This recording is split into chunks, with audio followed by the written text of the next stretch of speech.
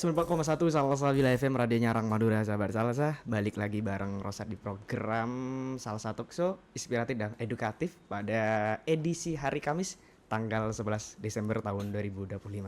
Dan kali ini kita telah menghadirkan dua narasumber dengan tema spesial Hari Gunung Nasional gitu.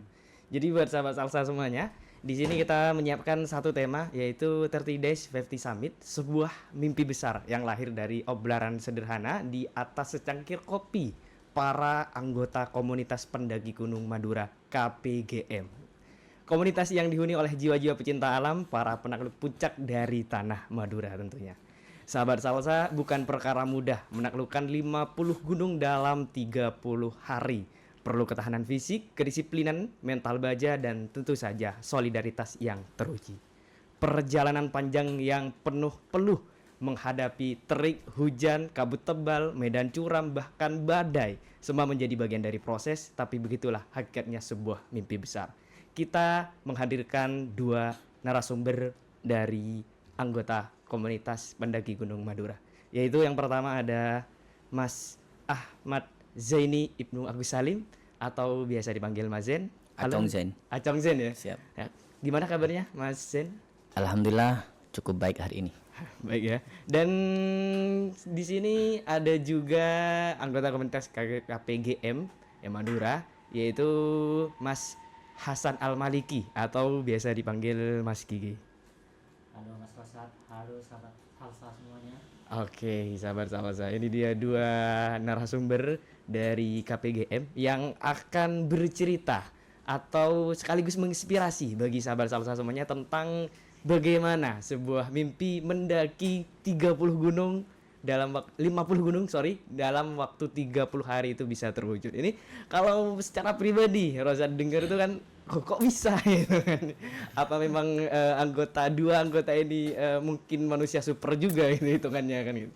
Mungkin karena salah satu dari founder juga ya KPGM Sampang atau Madura nih. Sahabat Salsa, selamat pagi. Mungkin saya jelaskan sedikit terkait komunitas ini ya. Iya betul. Karena memang disentil founder itu KPGM Sampang atau Madura gitu ya. Iya betul.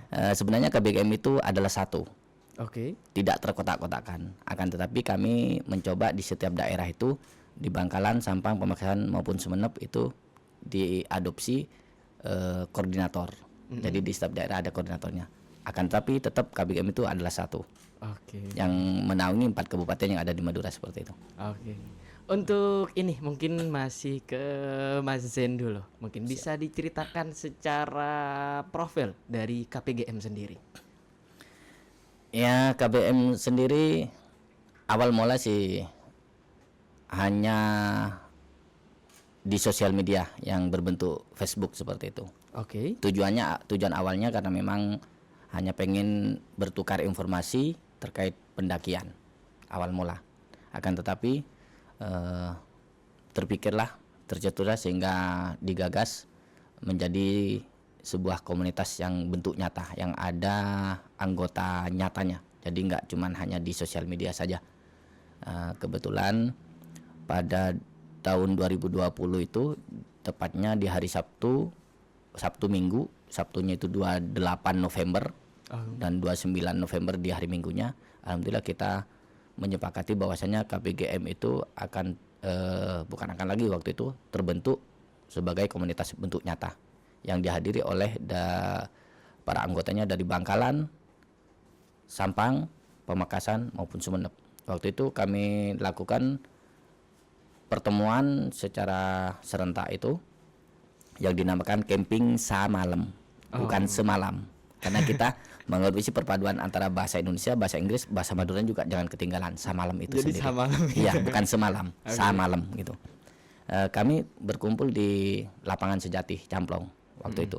Dan alhamdulillah pada kesempatan pekan kemarin kami melaksanakan anniversary yang ke-5 tahun di tanggal 29 30 November bertepatan di Sampang Sport Center. Selamat anniversary juga. Terima kasih. Jadi secara latar belakang ini apakah dibentuk dengan teman-teman pendaki gunung juga untuk mungkin sebagai naungan bagi teman-teman yang cinta terhadap gunung misalkan Mas Acong Zen? Iya tentu, karena atas pengalaman pribadi ya, Iya betul. terbentuknya KBKM itu didasari pengalaman pribadi,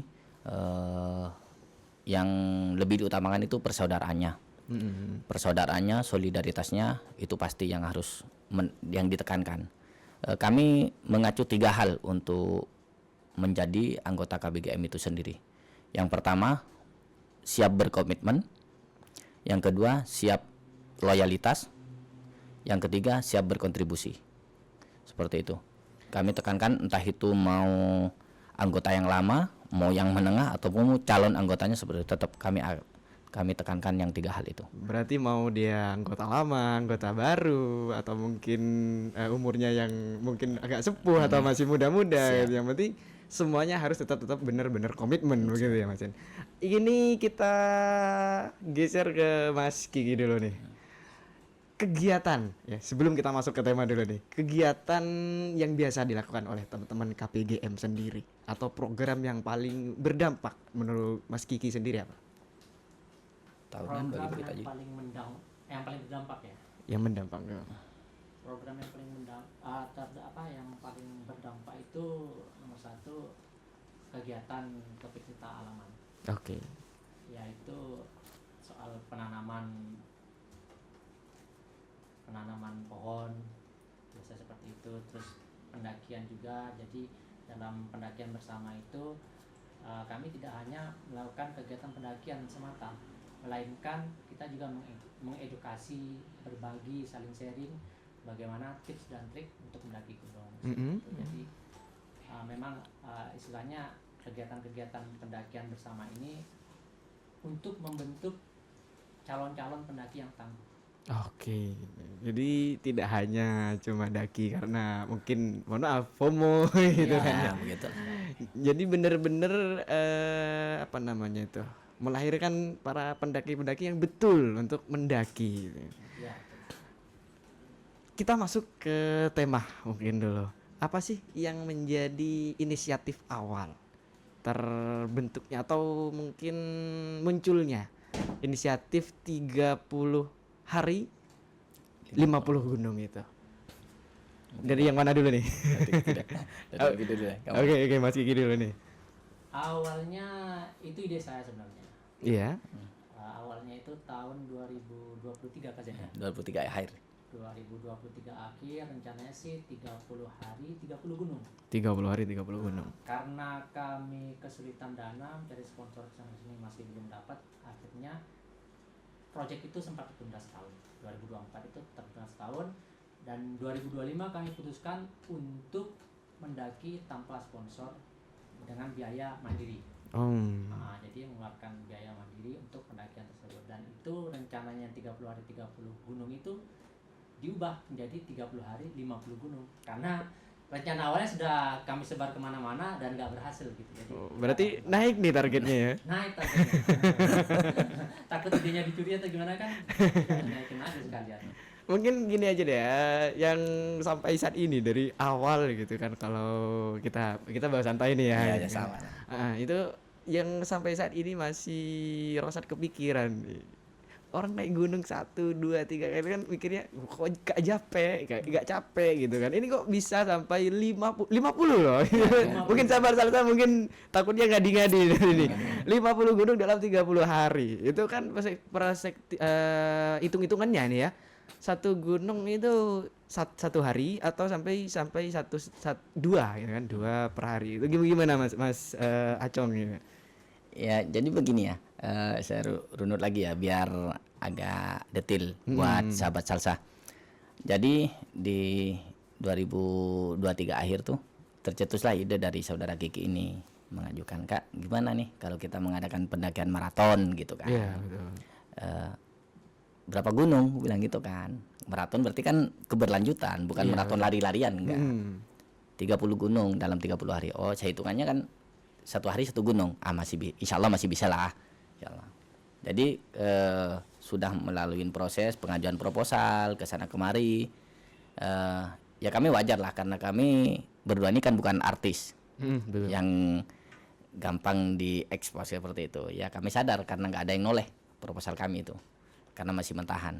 Ya sudah, akhirnya tertunda lah. Yang rencana awal itu akan dilaksanakan di tahun 2024 tertunda dikarenakan terkendala dana. Pada akhirnya di 2025 awal saya berpikir ini jadi apa enggak ya, Januari. Oke. Karena ya tentu karena idenya beliau kan. Saya bilang setelah di 2024 gagal, saya bilang saya kembalikan ke sampean di Kiki. Karena ini pure ide pertamanya kan sampean. Saya kembalikan supaya tidak apa ya istilahnya tidak terkontaminasi seperti Iya, itu. betul. Karena takut nanti nggak enak sama Kak Zen ya. Udah saya saya kembalikan lagi ide purenya gitu kan, ide awalnya. Akhirnya saya tunggu kan di Januari kok nggak ada kabar. Februari, Maret nggak ada kabar. Akhirnya di Mei tiba-tiba ngabarin beliau. Kak gimana jadi nggak? Ayo kapan gue bilang gitu. Bulan depan. Buset. Dadakan ya? Iya, saya pikir bulan 9, bulan 10 pikir itu kan. Iya, betul. Akhirnya bulan depan katanya. Jadi bulan Juni. Emang bisa? Saya bilang gitu. Ya insya Allah bisa yo. Saya pikir yang ada di kepala saya itu masih 30 hari 30 gunung kan. Kan Iya. begitu. Kan belum ada perubahan saya pikir. Iya. Tibanya nyeletuk lagi. Kak ada perubahan. Apa yang berubah? Saya bilang gitu kan. Saya pikir ada sponsor besar atau gitu kan perubahan. Atau jangan-jangan jadi 20 gunung. Gitu kan. Akhirnya nambah 50 gunung Kak dalam 30 hari. Saya kaget sejenak gitu. Karena memang by telepon kan. Saya kaget istilahnya bengong sejenak. Masa iya mungkin ya kita 50 gunung 30 hari. Ya sudah deh, bismillah deh. Ayo bismillah karena emang udah tertunda. Istilahnya bercampur mangkel lah karena kemarin yang tahun 2024 itu nggak ada yang noleh lah proposal kita nggak ada yang noleh. Jadi bercampur mangkel. Kami insya Allah membuktikan bahwa ini kami bisa gitu kan. Tanpa harus diembel-embeli atau didampingi oleh sponsor yang nggak noleh kami itu. Akan buktikan seperti itu. Alhamdulillah akhirnya rencana awal di bulan Juni di bulan 6 maka bergeserlah di bulan 7 akhirnya seperti itu. Tepatnya pendakian pertama itu di tanggal 15 bulan Juli bulan 7. Seperti itu. Jadi yang aku dengar nih sampai yang partnernya gitu kan, partner dakinya itu kaget juga masih dengar dadakan tapi targetnya nambah. Nih, ini kan yang berarti yang ngotot kan mungkin ya bilangnya yang ngotot kan Mas Kiki nih gitu kan. Mas Kiki dulu deh gitu kan. Ya, mungkin yang secara psikologi gitu pendaki itu kan butuh mental juga, butuh tenaga. Apalagi kan kalau Mas Acong Zen tadi yang cerita bahwa kita masih nggak punya sponsor nih untuk ini kan butuh materi juga untuk sanggul lah gitu kan ya untuk ngedaki. Apa sih yang buat Mas Kiki getol banget gitu untuk mewujudkan ini? Ya nomor satu itu adalah mimpi ya. Ya, mimpi. Namanya mimpi itu harus diwujudkan bagaimanapun caranya. Sebuah ide itu harus direalisasikan. Gitu. Ya betul. Jadi apapun yang saya lakukan itu adalah bentuk realisasi daripada mimpi-mimpi tersebut. Kenapa 50 gunung? Karena yang 30 hari 30 gunung itu sudah keluar idenya. Jadi bisa saja orang mengambil posisi tersebut gitu. Makanya dinaikkan jadi 50 gunung 30 hari. Dan itu kenapa mendadak? Karena nih Mas Rosat ya, biasanya para pendaki ini mereka merencanakan suatu acara pendakian atau suatu kegiatan pendakian bersama itu jauh-jauh hari itu gimana ya istilahnya? Wacana. Yang awalnya jadi rencana tuh jadi wacana akhirnya gitu loh. Kebanyakan rapat gitu. Iya betul. Jadi makanya dadakan itu biasanya itu lebih positif realisasikan. Satset aja. Satset aja. Oke. Ini sebelum kita lanjut dulu nih buat Mas Kiki sama Mas Acong Zen, Rosat mau ngingetin juga buat sahabat Salsa karena saat ini kan kita live streaming juga di TikTok kita juga di NR. Jadi buat sahabat Salsa yang mungkin pengen kepo-kepoin juga gitu kan. Silakan. Mungkin ada mau tanya pakai jimat apa kok bisa gitu kan. Enggak apa-apa. It's okay. Bisa komen-komen di live streaming TikTok kita atau mungkin lewat via WhatsApp kita yang dengerin lewat on air frekuensi juga 98,1. Jadi nanti di segmen ketiga Rosad akan baca-bacain pertanyaan dari kalian semua yang pengen kepoin gitu. Kok bisa 50 gunung dalam 30 hari gitu. Dan tadi yang kita dengarkan dari niat dari Mas Kiki yaitu dari sebuah mimpi. Dan kenapa dadakan juga? Kalau nanti kebanyakan rembuk malah jadi wacana lagi, gagal lagi. gitu. lagi ntar. Oke, yang selanjutnya aku mau balik lagi ke Mas Acong Zen gitu. Kalau Mas Acong Zen yang mendampingi, ya, membersamai Mas Kiki juga dalam perjalanan menggapai mimpi ini, ada nggak hal-hal atau mungkin hambatan dari proses awal sampai selesainya? Yang paling menjadi hambatan utama itu apa? Atau mungkin Mas Kiki sendiri atau Mas Zen sendiri yang jadi penghambat gitu? Bisa diceritain dulu. Ya.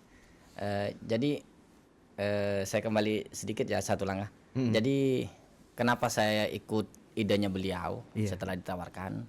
Saya tanya arahnya kemana pendakian ini? Buat apa sih? Hanya sekedar fun saja? Apa hanya sekedar mewujudkan mimpi yang hanya tahu puncak gitu kan? Iya, Saya betul. rasa kalau cuma itu bisalah kita berangkat sendiri-sendiri atau sama teman-teman yang lain gitu kan? Kenapa harus berdua? Saya kan tanya beliau ini siapa aja? Kita cukup berdua aja kak, seperti itu.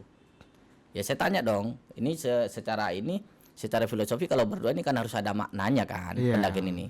Jadi beliau menyampaikan ini arahnya edukasi.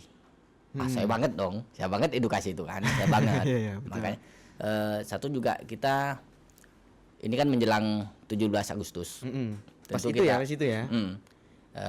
tentu kita akan memberi hadiah Dirgahayu ke 80 tahun. Jadi visi misinya itu pendakian maraton kemarin itu yang 50 gunung dalam 30 hari itu kami memasang bendera di puncak gunung yang belum terpasang. Oke. Terus mengganti bendera di puncak-puncak gunung yang sudah terpasang akan tapi benderanya sudah tidak layak, yang sudah lapuk dan semacamnya, yang sering kali diabaikan oleh para teman-teman atau saudara-saudara pendaki yang lain.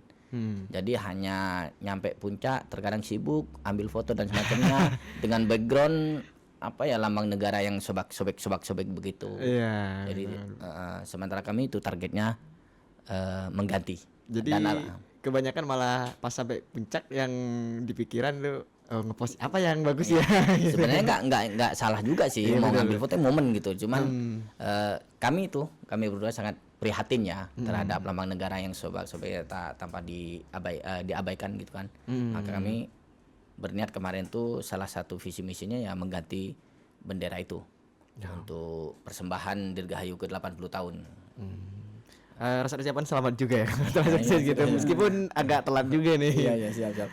Ini apa namanya balik lagi ke Kendalanya. mana? Kendalanya. Kendalanya memang di awal ya karena memang kita tuh tidak ada backingan sponsor ya. Tentu itu kita berdua harus memutar otak. Bagaimana caranya untuk terlaksana agenda besar ini gitu, ekspedisi ini. Sementara kami nggak ada sponsornya. Yang nggak usah buka kali ya. Buka ya. Dari mana uangnya? Tapi yang pasti halal loh. Iya. Asal halal, nggak ngerampok, nggak nyuri, pasti halal. Iya. Ya harus dong. Kalau halal kan harus. Harus aja halal. Ya mau taruh tak lah. Bagaimana caranya uang itu ada. Begitu. Dan alhamdulillah ada Hamin 2 minggu, Hamin 1 minggu lah, 10 hari 10 hari dari pemberangkatan, alhamdulillah uang sudah terkumpul seperti itu. Oke.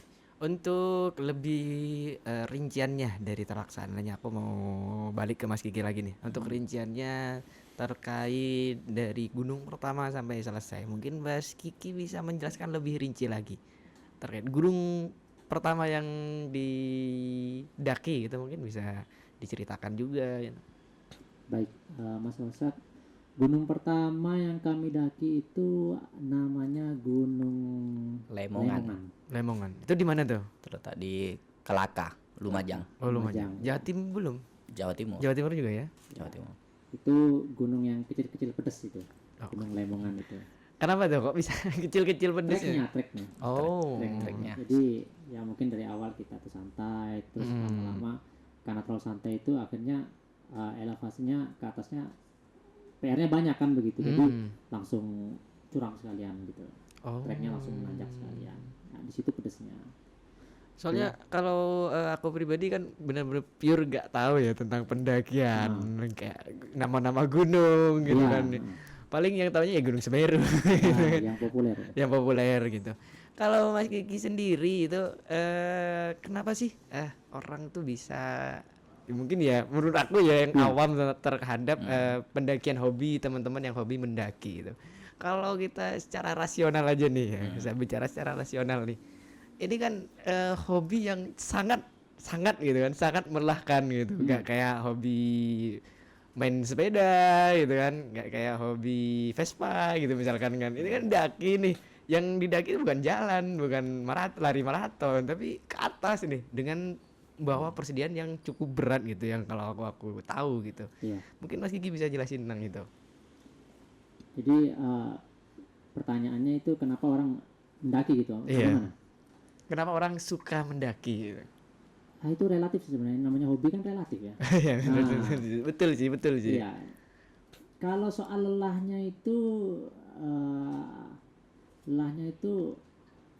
ya namanya apapun itu pekerjaan kan lelah kan pasti. Iya.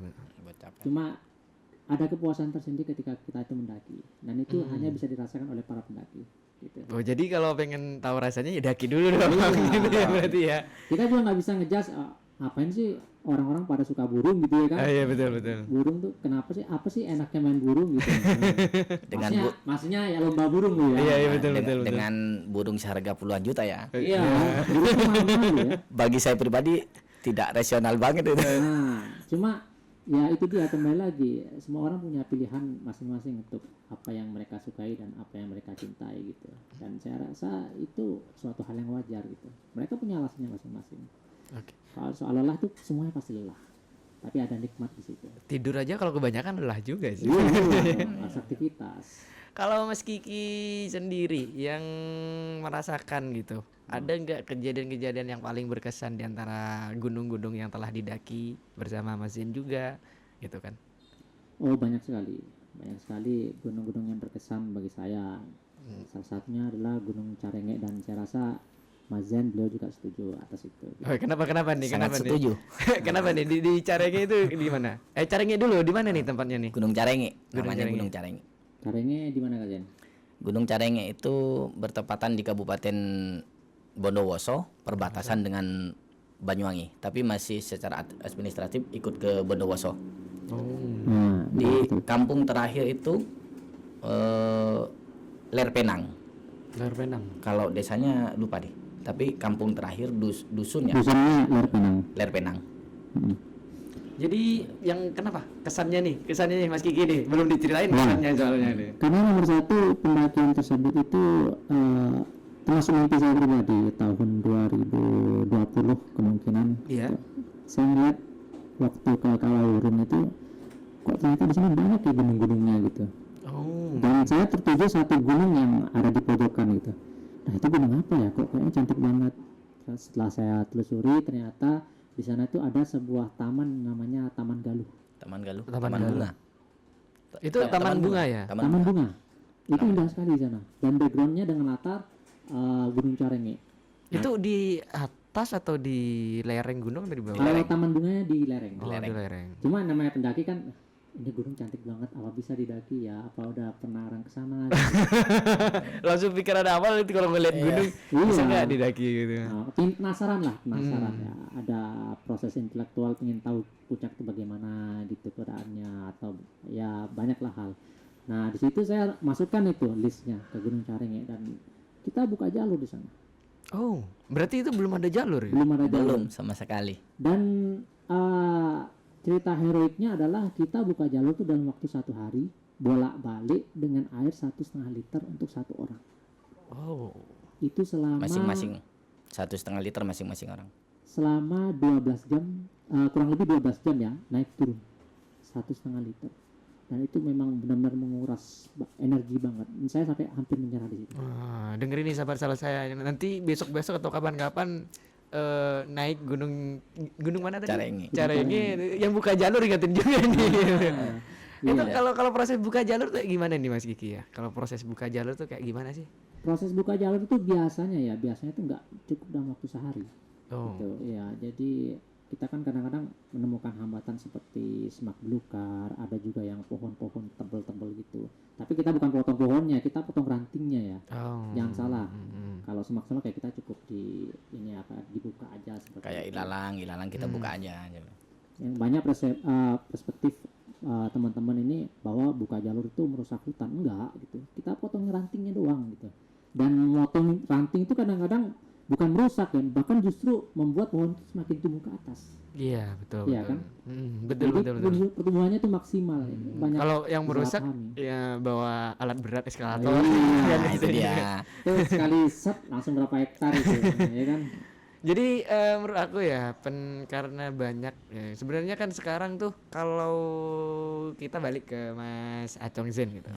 Kalau melihat para teman-teman anak muda yang mendaki, sekarang kan ada namanya istilah FOMOisme gitu kata orang-orang gitu. Takut ketinggalan tren gitu kan. Termasuk yang aku lihat salah satu tren ya kalau nggak jogging, lari-lari pagi ya nggak naik gunung atau enggak nge-gym. 3 hal ini yang sering aku lihat untuk anak-anak muda sekarang.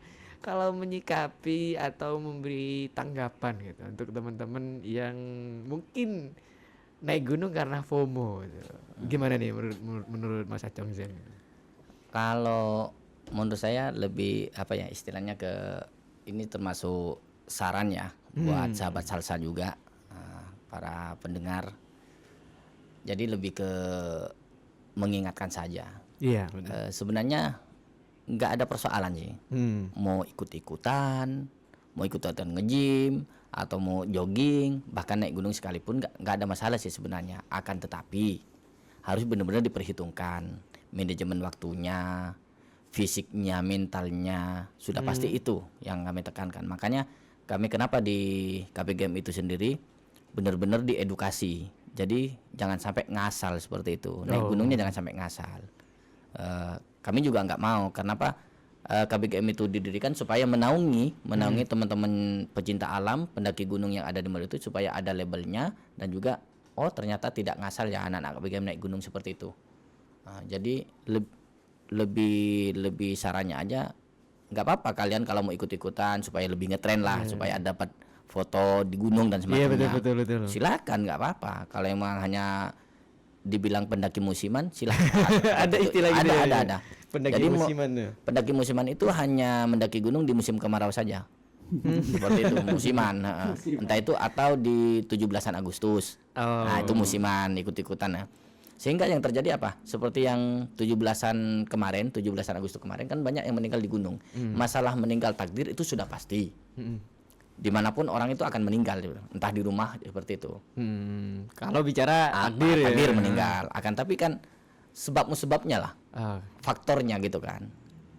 Yang terjadi karena kedinginan, perlengkapannya tidak memadai, jaket pun tidak ada seperti itu. Nah itu yang kami tekankan bahwasanya jangan seperti itu. Kalaupun mau ikut nggak apa-apa, silahkan aja. Cuman tetap harus secara SOP seperti itu, secara SOP, mentalnya, manajemen waktunya, logistiknya, apa hal-hal yang kalau kita tentang kedinginan ya tentu kita berpakaian yang hangat-hangat seperti itu. Soalnya kalau meninggal di gunung susah juga angkat jenazahnya itu mayatnya gitu. Lebih baik di rumah aja. Lebih menyusahkan orang lain. Itu yang termasuk yang sering aku lihat di berita-berita gitu kan, harus pemerintah harus turun juga, terus warga juga. Jadi KPGM termasuk komitmen untuk teman-teman pendaki baik itu yang pemula atau istilahnya yang musiman gitu, FOMO gitu, nggak apa-apa. Tapi yang ditekankan oleh Mas Acong Zen tadi, yang penting sesuai SOP dan menyiapkan standar keselamatan yang tinggi juga gitu kan. Balik lagi ke Mas Kiki. Mungkin ini kan sudah arahnya ke edukasi dan inspirasi lah ke teman-teman pendaki gitu. mungkin setelah ini nanti ada yang 100 gunung dalam 30 hari gitu kan dari teman-teman yang lain gitu, bisa jadi kan terinspirasi gitu.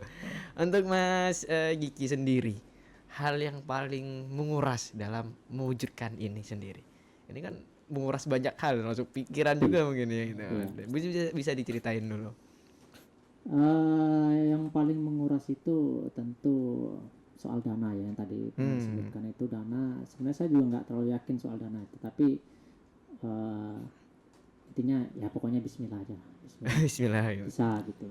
Bang Zen dia waktu itu, Mas Zen, saya tanyakan gitu, ya Bismillah aja deh gitu katanya. Dan alhamdulillah beliau menemukan dana juga gitu.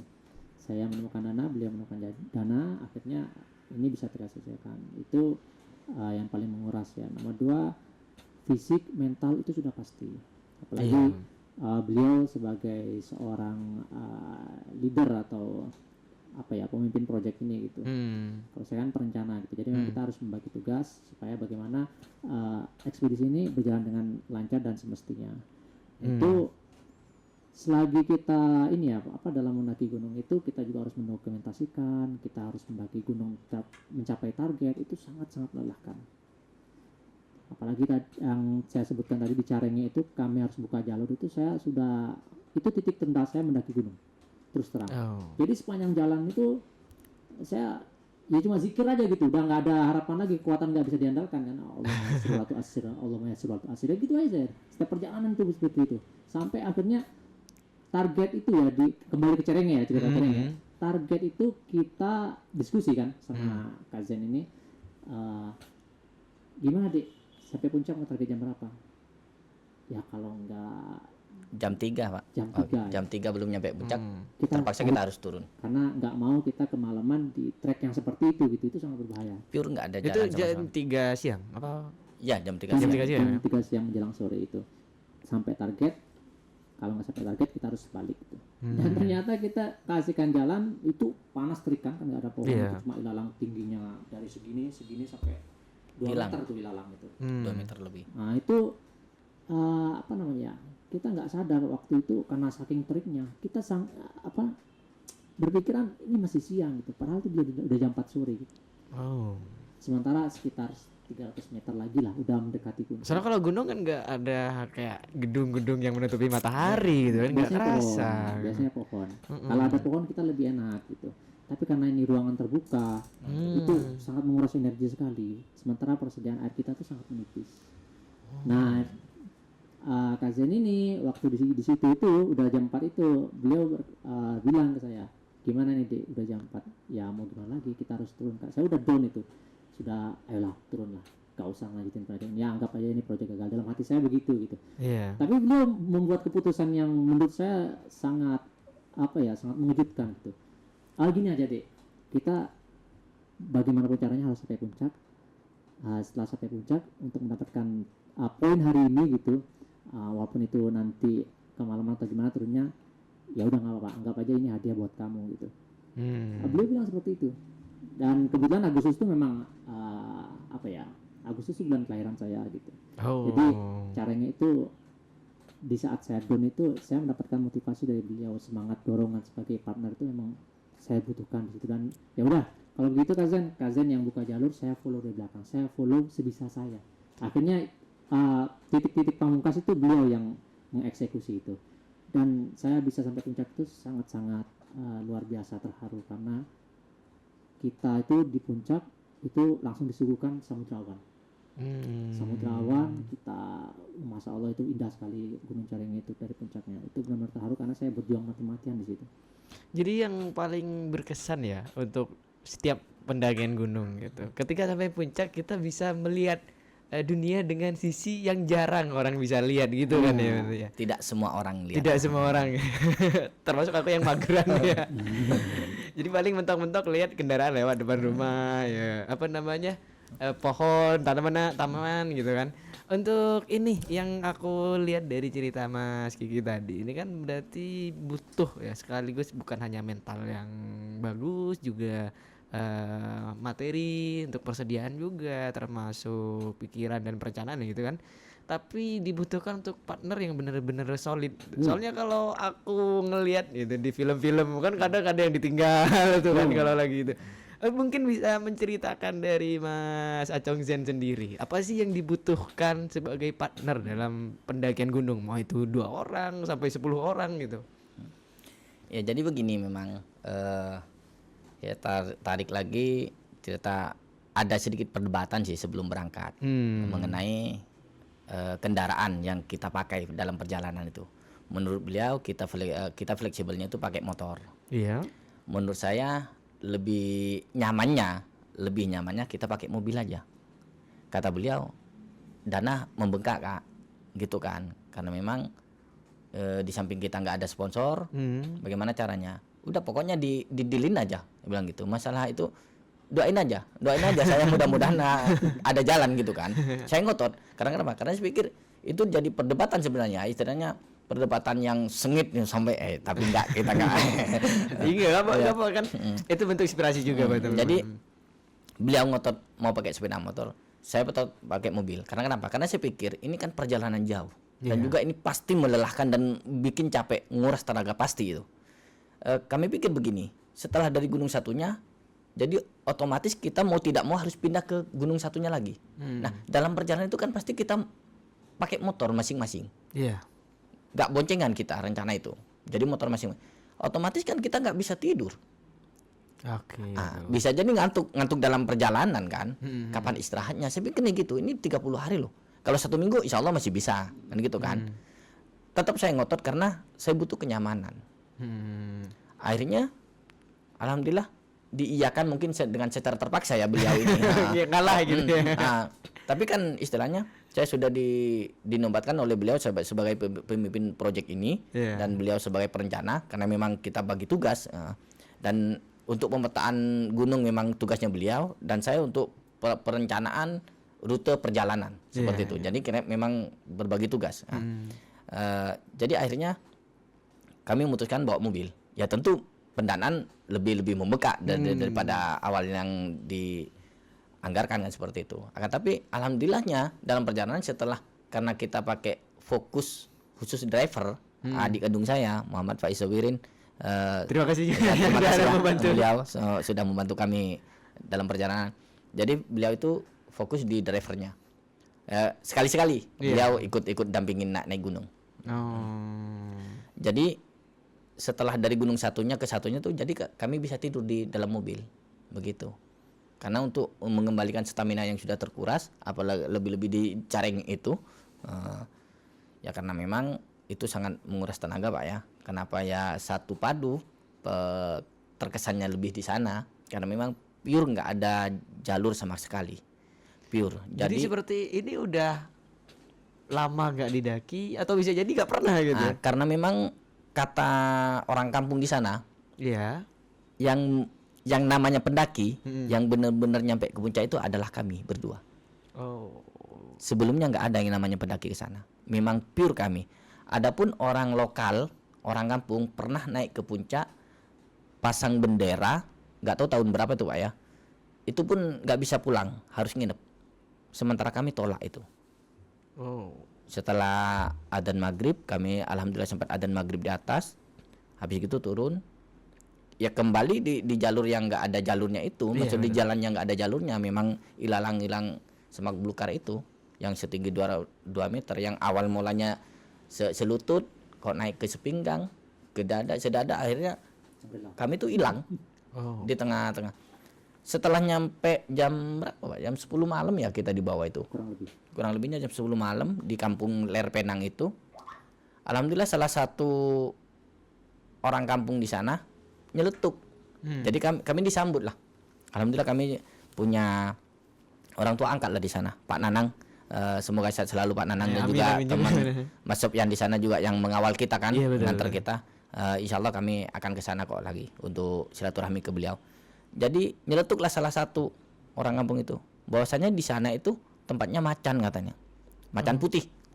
Duh kami kaget dong, sampai ya saya pun kehilangan kacamata waktu itu karena memang jatuh nyungsep saya. Jatuhnya di ilalang itu, kesandung. Ada 2 kali 3 kali apa ya.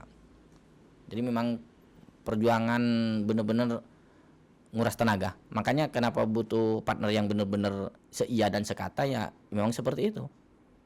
Di saat teman kita yang lagi down, kita harus benar-benar nyemangatin, ataupun sebaliknya di saat saya down, ya beliaulah yang menyemangati saya, seperti itu. Karena kalau aku lihat kan kadang ya kalau namanya juga film gitu kan, daki gunung itu kan yang nyusahin ditinggal gitu. Ada nggak selama perjalanan mungkin ketika hambatan atau yang terjadi, Mas Kiki dulu nih ya, Mas Kiki ingin mungkin udahlah gitu, udah ini udah nggak masuk akal nih 50 gunung nih, kadang setelah dicoba ternyata susahnya minta ampun gitu.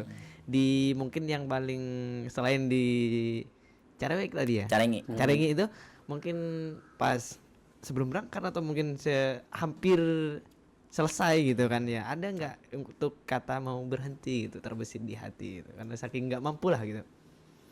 50 gunung dalam waktu 30 hari itu sebenarnya nggak mustahil sih.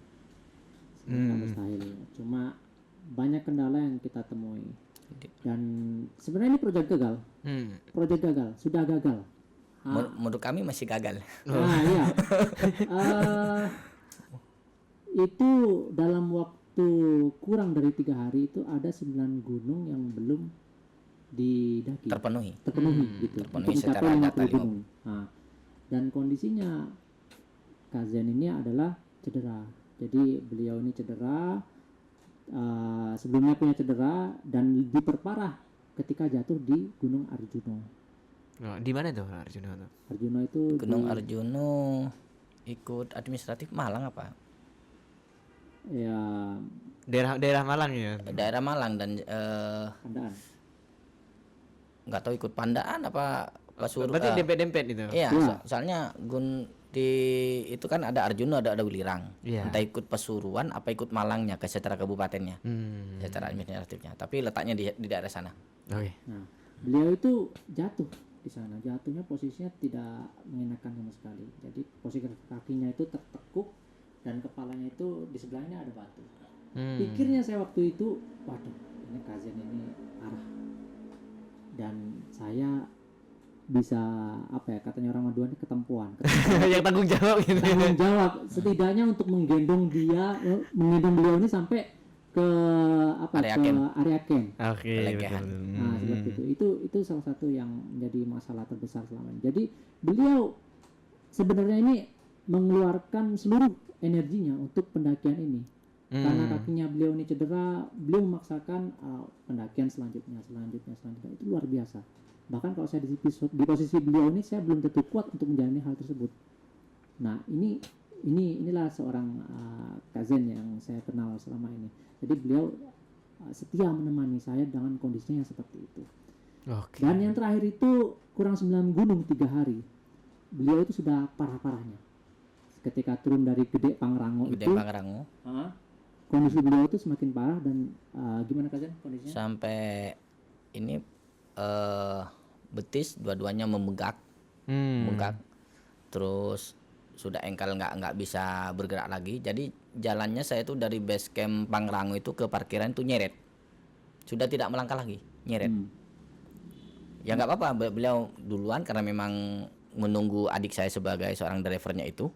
Saya nyeret di belakang. Kaki yang biasa udah nggak diangkat. Udah ampun itu sudah. Termasuknya memang sudah titik harus istirahat waktu itu ya. Itu tinggal berapa gunung tuh pas kejadian itu? 9. Waktu itu jauh masih ya. banyak, masih jauh, masih banyak waktu itu. Nggak sampai 70%. Sekitaran tinggal 15-an kayaknya waktu itu. Dari Pangrango masih tinggal 15-an. 15-an. Karena kenapa kami bilang ini anggapannya kami masih gagal proyek ini, karena memang target akhirnya itu kan ke Provinsi Banten. Berhubung kendalanya ya terus terang kami harus akuin dan kami harus buka di sini buat sahabat salsa bahwasannya di daerah Jawa Barat itu semuanya mahal-mahal, registrasinya mahal, angka tetek bengeknya mahal dan semacamnya, sehingga terus terang sangu kami waktu itu menipis. Mau tidak mau kalau kita lanjutkan ke Provinsi Banten tentu akan gagal semuanya. Iya. Seperti itu kan, dengan sangu yang sudah mulai minim. Jadi mau tidak mau kita putar haluan. Yang penting bagaimana caranya tetap 50 puncak tercapai. Iya. Kalaupun awalnya target akhir itu di Provinsi Banten seperti itu. Jadi akhirnya dari Gede Pangrango itu kita langsung putar kanan ke arah Jawa Tengah lagi dan Jawa Timur. Menghabiskan di babat di sana seperti itu. Gunung terakhir yang didaki gunung apa itu? Gunung Kawinajang Di daerah Pujon. Pujon mana tuh? Pujon ke barat Kota Batu. Oh, Malang juga. Ya, daerah Pujon. Kalau ini karena kita udah dapat penjelasan ya secara edukasi juga, secara inspirasi juga. Udah numpuk banget pertanyaan dari teman-teman yang tadi yang aku rasa tahan gitu. Mungkin mereka udah greget lagi. Mungkin beberapa pertanyaan yang udah rasa pilihin gitu. Ada yang tanya nih gini, Kak, mendaki itu dalam 50 gunung selama 30 hari itu ada problem selama perjalanan gitu. Banyak ya tentunya ya. Banyak. Udah dijelasin tadi ini. Terus ada ini nih. Pernah ngalamin hal mistis tidak gitu. Siapa nih yang mau jawab nih? Mungkin yang paling merasa mistis dulu gitu. Ya udah, mulai dari Gigi aja deh. Kita sambung nanti. Di Gigi. Paling mistis sebenarnya ya kita ini ya. Pada umumnya orang-orang beranggapan gunung tuh mistis ya. Kenapa ya? Ya, saya juga gitu soalnya. Gunung itu mistis. Sebenarnya gini mungkin, Pak. Gunung itu mau dianggap mistis ya bisa mistis, mau dia enggak ya bisa enggak gitu. Tergantung perspektif orang gitu. Tapi kan kebanyakan kayak misalkan kayak Rosad yang nggak pernah jamah nggak pernah nyentuh kakinya di gunung gitu kan. Itu kan pasti bawaannya serem. Serem. Oke lah, gitu kita kan. kita yang ceritakan aja. Karena coba memang ceritakan. termasuk kita temui di lapangan itu.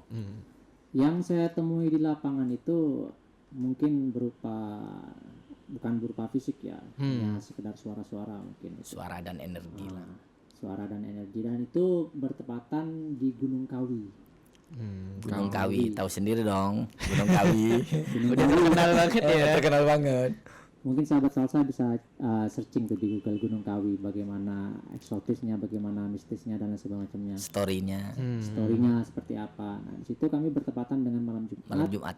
Mendaki Gunung Kawi, dan ketika turun dari Gunung Kawi itu hanya kami berdua itu dengan kondisi lelah, dan beliau ini sebenarnya di Gunung Kawi ini udah frustasi beliau nih sampai teriak beberapa kali itu. 3 kali, Pak. Dengan sekencang-kencangnya pas mau dari Gunung Kawi melipir lintas ke Gunung Buta, itu benar-benar down itu.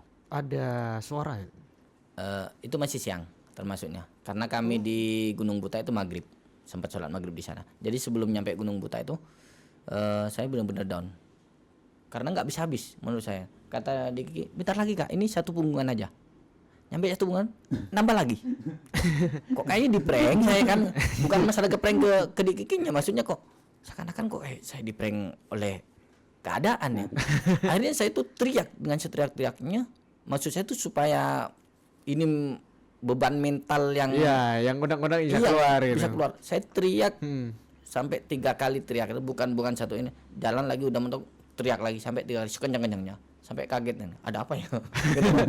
Malah kerasukan. Bener-bener saya teriak supaya mental saya itu balik lagi gitu. Dan akhirnya balik dari Butak, beliau ini turun dari Kawi gimana? Ya turun dari Kawi itu ya saya nyeletuk aja gitu, kayak dengar suara nenek-nenek ketawa gitu kan. Tahu nggak sih nenek-nenek ketawa tuh kayak gimana? Kalau nenek-nenek itu kan dia nggak punya power ya. Iya. Kayak lirik gitu. Iya. Ketawa tapi lirih. Nah gitu. Kasian ada suara nenek-nenek, kasian. Kata dia nih, enggak, mana sih ada, mana ada. Gitu. Ada. Mampir gak denger ya? Dengar sih sebenarnya, cuman karena termasuk itu adalah salah satu kode etik kita di gunung. Kalau kita dengar atau ngeliat sesuatu, kita nggak boleh cerita pas waktu itu. Pas waktu turun di base camp baru boleh cerita atau baru gitu. Kode etiknya seperti itu. Jadi ya karena memang kami dua-duanya sudah capek ya. Kalau saya bilang iya, ternyata Bilal sebenarnya misalnya ternyata penakut, apa nggak lari-larian tuh. Sementara itu sangat curam sekali, jalurnya sangat curam sekali. Tahu sendiri dong di Tanjakan Istighfar itu. Jadi beliau, kalian kok kayaknya ada suara nenek-nenek ketawa, denger nggak? Mana ada, kata saya kan. Iya. Mana ada, itu cuman angin inilah, suara angin kan. Memang pohon cemara kan tinggi-tinggi, itu suara angin aja, aku bilang gitu kan. Mana ada, padahal denger Kayak gitu, sama-sama dengar. Pas di turun. Turun. Yang namanya bau minyan, bau apa bunga itu ya Bau menyengat. berseliweran itu udah. Itu posisinya pas udah malam atau Udah malam. Udah malam. Udah malam. Karena maghrib di puncak Gunung Buta itu maghrib. Oh. Kita perjalanan Gunung Buta ke Kawi itu 2 jam. Berarti udah malam, udah habis isya berarti. Wow. Ini perlu, makanya tadi mental baja bukan mental tahan lelah juga gitu. Mental tahan lari. Tahan lari. Ini lanjut ke pertanyaan selanjutnya nih Iya, katanya. Kak pernah di Tanca Olar gak gitu? Itu kan banyak hewan-hewan pasti kan, hewan-hewan liar itu. Mungkin ada nggak hewan yang sempat mengganggu gitu atau kendala lain gitu? Jadi begini, sejauh yang saya pernah pahami dan saya ketahui bahwasanya hewan itu ada jalurnya sendiri. Oh, Hewan itu maksudnya lebih sopan sih ketimbang manusia itu. kok bisa nih? Iya, karena hewan itu sebenarnya tidak mau lewat di jalurnya orang. Oh, Tapi yang jahil itu manusianya. Jangankan ular yang ada di depan kita, di lubangnya dicari. Iya kan? Iya kan? Ini nggak betul, betul. betul. Yang jahil itu manusianya. Sebenarnya hewan itu nggak mau seperti harimau dan macam itu, sudah ada jalurnya sendiri mereka. Jadi mereka lebih sopan sebenarnya daripada kita sebagai manusia ini. Jadi bener juga sih, soalnya nggak pernah aku, jarang sekali ya dengar harimau masuk pekarangan, kecuali rumahnya sendiri udah rusak gitu. Udah rusak, kayak istilahnya kayak monyet Iya. ke pekarangan warga, karena memang habitatnya mereka itu udah dirusak gitu. Habitat rumahnya mereka tuh kerusak ya. Ya mohon maaf, mungkin pembabatan hutan, penggundulan hutan itu termasuknya gitu. Jadi mereka tuh sudah merasa tidak punya tempat lagi, sehingga kepekarangan warga Iya. akhirnya seperti itu. Mau nggak mau. Enggak mau. Mungkin ini pernah ngalamin pengalaman gitu kan ketika sampai puncak, ternyata ada hal-hal yang jarang terjadi ya, yang mungkin disebabkan oleh tangan manusia juga gitu kan. Baik itu mungkin penilaiannya negatif atau positif gitu. Misalkan gunung nih agak diubah dijadikan kebun misalkan, atau beberapa pohon-pohon yang ditebang, itu ada nggak pernah ngalamin kayak gitu? Mungkin lebih ke Diki ya untuk penjelasan ini. Iya. Yang terkait itu, yang ada tugu di gunung itu juga. Kan itu Tugu gunung. tugu di gunung di seberangnya Lawu itu kan ada spot buat foto itu, iya. ya kan. Banyak sih sebenarnya perubahan Secara gunung. disengaja maksudnya. Iya. Ya karena gunung ini nomor 1 sudah menjadi istilahnya income ya, pariwisata gitu. Iya, betul. Komersialisasi gunung ini memang besar-besaran sekarang. Oh. Lain berbeda, sangat berbeda jauh ketika kami dulu. Gitu. Jadi sebenarnya lebih natural tuh lebih asik sebenarnya, lebih enak gitu. Entah kenapa. Dengan suara-suara nenek-nenek itu malah lebih asik juga. Ya, ya. sebenarnya. Dulu yang jalannya sempit, sekarang jalannya semakin Melebar. lebar. Kayak bukan kerasa di gunung lagi ya. Iya, terus ada pembangunan yang tidak layak menurut saya. Maksudnya dalam segi desain aja udah nggak masuk gitu. Iya. Tapi tetap dipaksakan untuk dibangun Dipaksakan untuk dibangun sebagai ikon. spot foto atau ikon itu. Nah, seperti itu. Banyak sekali perubahan-perubahan karena komersialisasi. Ya mungkin dibilang positif ya ada positifnya, dibilang negatifnya ada negatifnya. Gitu. Tapi kan itu kan bisa menurunkan value dari keaslian gunung sendiri ya. Pastinya, Ya, pastinya. Tapi kalau pendaki tetap ramai lah. Iya. Terus kami juga pernah mendaki sebuah gunung itu di bawah. Di daerah Bandung Selatan, Pak. Iya gitu. Itu harusnya sih ya, di bawah perhutani ya, di bawah perhutani. Tapi ketika kami mendaki gunungnya itu kok ini kebun semua sampai puncak gitu. Mana hutannya gitu. Itu pertanyaan kami sebagai pendaki polos gitu. Iya. Kenapa bisa berubah seperti ini? Apakah memang dikelola seperti itu? Apakah prosedurnya sudah sesuai? Kan kami sebenarnya nggak tahu lah. Itu cuma pertanyaan polos, saya tidak bermaksud apa-apa sih sebenarnya. Cuma bercerita apa yang kita alami gitu kan ya. Gitu. Karena yang ada di kepala kami tuh yang namanya gunung itu pasti berdampingan atau berpelukan dengan hutan. Alam gitu loh. liar alam, gitu. alam liar Alam gitu. liar. Kok tiba-tiba jadi Kebun semua sampai puncak, Pak. Ini juga ada yang nanya juga nih Mas Zen. Kalau buang sampah sembarangan terus diteror gimana cara ngatasinnya Kak? Kadang kan ada juga aku bilang pendaki pemula lah atau FOMO lah mungkin gitu ya. Pendaki pemula sama pendaki FOMO beda, Pak. Oh, beda. Iya, beda Mas. Yang biasa buang sampah itu yang mana? Kadang-kadang Boleh saya ucapin? Nggak Mungkin apa-apa, mungkin silakan. agak kasar. Iya. Pendaki yang biasa buang sampah sembarangan itu kurang ajar. Kurang ajar ya. Satu kata, kurang ajar. Kenapa? Kenapa itu? Kalau pandangan dari teman-teman KPGM sendiri. Tentu kalau sejauh ini kalau teman-teman mendaki bareng saya yang suka ngerokok ataupun yang suka nyemil, Iya. silakan, sah-sah saja. Saya tidak akan melarang. Itu kan kembali ke dirinya masing-masing. Masa orang ngerokok naik gunung nggak boleh? Nah, iya, Silakan. Cuman sebelum naik saya usahakan untuk beliau ini, teman atau saudara yang naik gunung itu harus menyiapkan botol kecil. Entah itu ya pokoknya intinya botol kecil Iya. buat asbaknya mereka. Iya, betul. Merokok silakan, asbaknya masuk, puntung rokoknya masukin ke botol itu. Hmm. Pernah suatu ketika saya melihat teman itu mungkin entah itu disengaja ataupun mungkin karena lupa lah, ya lupa kan. Dia puntung rokoknya asal buang. Mungkin kebiasaan juga mungkin ya. Kelihatan oleh saya lihat lah. Saya suruh pungut. Ambil, tolong ambil. Kalau barang saya tolong dihargain. Saya akan menghargaimu. Kalau kamu bisa menghargai puntung rokokmu. Saya nggak mempersoalkan kamu merokok, silakan. Mau di dekat saya ataupun ini silakan. Tapi tolong ambil puntung rokokmu. Kenapa? Karena kita tidak bisa ikut serta membersihkan itu, membersihkan gunung. Toh jangan sampai kita ikut Mencemarkan. atau mengotori. Setidaknya lah. Setidaknya jangan kita mau ikut ngotorin. Begitu. Yang paling sering malah puntung rokok itu nih. Ya. Karena gampang disentil. Gampang disentil, gampang disentil. Nggak kelihatan Nggak gitu. kelihatan. Tapi benar-benar juga berdampak. Oh, berdampak sekali. Dampak sekali. Bisa kebakaran kan? Oh iya. Bisa kebakaran, sampai bahayanya seperti itu. Mungkin sekarang karena musim hujan, tapi kalau masih musim kemarau. Sama aja, jangan alasan karena musim hujan tetap puntung. Ya enggak juga, tetap enggak dibolehkan. Tetap. Karena tetap sampah jatuhnya. Nah, tetap jangan apa. Satu orang kalau 10 orang ngerokok, kalau 2 kali kan udah 20 puntung. Ini ada pertanyaan juga, apakah komunitas pendaki Gunung Kabupaten Sampang sudah memiliki asuransi pendaki? KBGM berarti ya. Iya, KPG. KBGM itu masih berbentuk komunitas yang belum dinaungi oleh payung hukum. Jadi belum ber-SK. Karena kalau sudah diajukan SK, ada payung hukumnya, itu berbentuk organisasi. Iya. Kalaupun nanti namanya tetap komunitas pendaki Gunung Madura karena kepanjangannya seperti itu.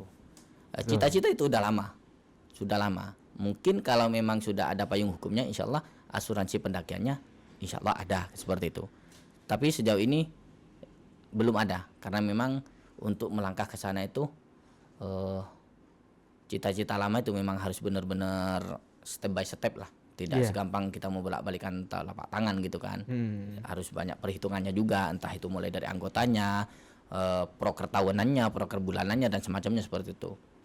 Oke.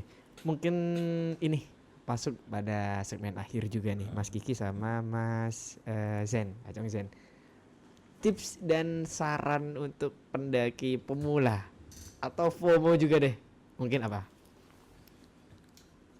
Pendaki pemula dan FOMO yang seperti Kazen sampaikan tadi, pemula dan FOMO itu sangat berbeda ya. Kalau mau FOMO boleh, betul kata Kazen boleh. Karena hobi bagus juga sebenarnya ya, Ya olahraga. ikut-ikutan boleh lah ya. Iya, Siapa betul. tahu jadi keterusan jadi pemula. Kalau FOMO itu kan dia sebenarnya awalnya ikut-ikutan. Nah setidaknya kalau mau ikut-ikutan sesuatu itu pahami risikonya dulu. Oke. Itu yang penting. Nah ketika itu sudah dipahami ya silakan monggo. Kalau ingin melakukan aktivitas pendakian monggo silakan. Kalau keterusan ya monggo pemula jadi pemula itu istilahnya apa ya, belajar dari nol, belajar dari dasar-dasarnya itu seperti apa ya alat-alat yang dibutuhkan, alat safety-nya bagaimana, terus survivalnya gimana kalau ada keadaan darurat dan sebagai apa dan lain banyak macamnya lah ya. Iya. Kita di sana. Nah ya tipsnya seperti itu. Jadi kalau udah jadi pemula ya banyak belajar, jam terbang yang penting, jam terbang itu penting. Terus apalagi baca-baca buku apa namanya tips-tips pendakian itu juga penting, atau searching di Google itu menambah pengetahuan. bagi para pendaki itu. Berarti fokusnya ke persiapan juga yang harus dilakukan. Persiapan nomor satu. Mau kamu memang suka daki ataupun FOMO, persiapan itu perlu itu. Perlu. Persiapan itu perlu. Untuk ini aku tertarik karena tadi Mas Chongqing juga bawa buku, ini bisa ditunjukin ke sahabat salsa itu. Oh, ya. Nah, ini terinspirasi dari apa nih? Mungkin bisa Beliau jelaskan aja. singkat itu. Beliau aja lah yang ini. Oh, ini ada Tunjukin dulu dong Oke, kamera dong. oke. Apa nih bukunya nih? ini Gunung dan Insan Mulia. Alhamdulillah saya berhasil merangkum buku ini. Buku ini adalah sebenarnya ini apa ya, istilahnya itu membahas soal gunung tapi dalam perspektif agama, Oke. terutama agama Islam. Berarti tentang mencintai alam termasuk gunung. Iya, mencintai alam dan gunung itu Rasulullah sendiri itu mencintai gunung loh. Itu hadisnya sahih. Jadi Rasulullah itu mencintai Gunung Uhud. Jadi makanya Gunung Uhud itu mencintai kita, kita juga harus mencintai Gunung Uhud gitu. Ya itu merupakan sunnah mencintai gunung. Pendakian juga sunnah sebenarnya. Kalau kita niatkan untuk mencari pahala, untuk tafakur, itu kita mendapatkan pahala di sana. Masya Allah sekali ya, meskipun sebenarnya Rosat gak terlalu religius gitu orangnya, tapi Masya Allah gitu kalau dengarnya. Closing statement deh dari Mas Achong Zen, silakan. Ya, jadi begini, bukan kadang sih, sering malah ditanya, kenapa sih naik gunung gitu kan? Apa sih tujuannya, apa alasannya? Nah, tentu kalau kembali ke mungkin karangannya beliau ini, karena memang ke gunung itu adalah salah satu sunnah Nabi kan. Maka dari itu kita naik gunung itu harus punya tujuan. Oke. Di samping kita memang harus mempersiapkan segala sesuatunya, dan seperti disampaikan tadi, ya tentu harus ada tujuannya. Biar ada makna gitu loh kita naik gunungnya. Tentu kalau saya pribadi ditanya kenapa harus naik gunung, ya tentu saya lebih tafakur ilallah gitu kan. Lebih harus menyadar diri. Karena kenapa? Karena ketika kita ke gunung, tentu kita akan melihat sesama makhluk yang berbentuk pohon, yang mungkin bisa puluhan tahun, ratusan, bahkan ribuan tahun umurnya, yang kita nggak tahu kan. Begitu menjelang itu masih pohon, Pak. Iya. Masih pohon. Belum lagi ke gunungnya. Kita setelah melihat gunung begitu kokoh tingginya, kita ini kecil dibanding gunungnya. Ini masih sesama makhluknya loh. Iya betul. Belum lagi sama yang punya. Lantas kalau kita tuh sudah sadar, sudah tahu nih sesama makhluk kita masih kecil nih yang bentuk manusia ini, apalagi sama yang punya. Lantas apa yang mau disombongkan di dunia ini? Sesuai dengan Al-Quran, wala tamshi fil ardi maraha, seperti itu. Itu loh. Kalau ditanya tujuannya naik gunung itu apa, kalau buat saya pribadi itu alasannya. Jadi supaya lebih tafakur, supaya tidak jumawa gitu kan. Itu. Mungkin Mas Kiki closing statement singkat aja gitu. Singkat aja. Saya melanjutkan aja ya, Iya. boleh. Kenapa naik gunung itu pertanyaannya orang awam kepada para pendaki. Sebenarnya dulu juga pernah ada orang yang ditanyakan seperti namanya George Mallory. Iya. Nah, George Mallory ini adalah seorang pendaki yang berambisi kepada Everest, ingin menjadi pendaki pertama Everest gitu. Ketika sering banyak muncul pertanyaan seperti itu, ngapain sih daki gunung? Why you climb Everest gitu? Because it's there gitu. Jadi keselnya dia tuh ya di sana gitu. Jawabannya itu di sana gitu. Kalau bahasa Indonesianya, ngapain sih kalian daki gunung? Ya karena mau ke gunung gitu. Iya betul. Ya ke gunung aja gitu. Kalau mau tahu alasannya ya coba aja ke gunung. Nah gitu. Kalau saya pribadi, kenapa kamu mendaki gunung? Karena saya cinta terhadap gunung, saya cinta terhadap alam, dan cinta tersebut harus direalisasikan, harus ada interaksi kepada alam. Salah satunya dilakukan adalah dengan cara pendakian tersebut begitu. Jadi ingat ini sahabat salsa. Pertama untuk pemula, apapun itu FOMO gitu kan. Pertama untuk yang dipersiapkan adalah persiapan juga untuk keselamatan juga. Dan termasuk kenapa sih harus daki gunung, karena bentuk kecintaan gitu kan. Cinta. Karena pendaki teman-teman pendaki gunung yang menurut aku sebagai self control juga. Kalau kita nggak daki kan kita nggak tahu keadaan gunung sekarang gitu kan. Itu dia sahabat salsa, sangat menginspirasi dan mengedukasi sekali dari teman-teman komunitas pendaki Gunung Madura. Dan karena kita udah berada di penghujung waktu juga nih sahabat salsa, mungkin ada adzan zuhur juga. Oh terakhir nih apa nih? Perlu kami sampaikan mewakili seluruh anggota KPGM Komunitas Pendaki Gunung Madura, mengucapkan turut prihatin, bela sungkawa dan turut berduka cita atas terjadinya bencana yang akhir-akhir ini menimpa erupsi Gunung Semeru dan juga di Sumatera, di Aceh dan sekitarnya. Mohon diberi ketabahan bagi saudara yang sudah ditinggalkan oleh saudara-saudara yang semoga cepat pulih kembali. Seperti itu. Terima kasih. Terima kasih. Itu bentuk kepedulian juga ya, solidaritas dari teman-teman pecinta alam termasuk teman-teman KPGM.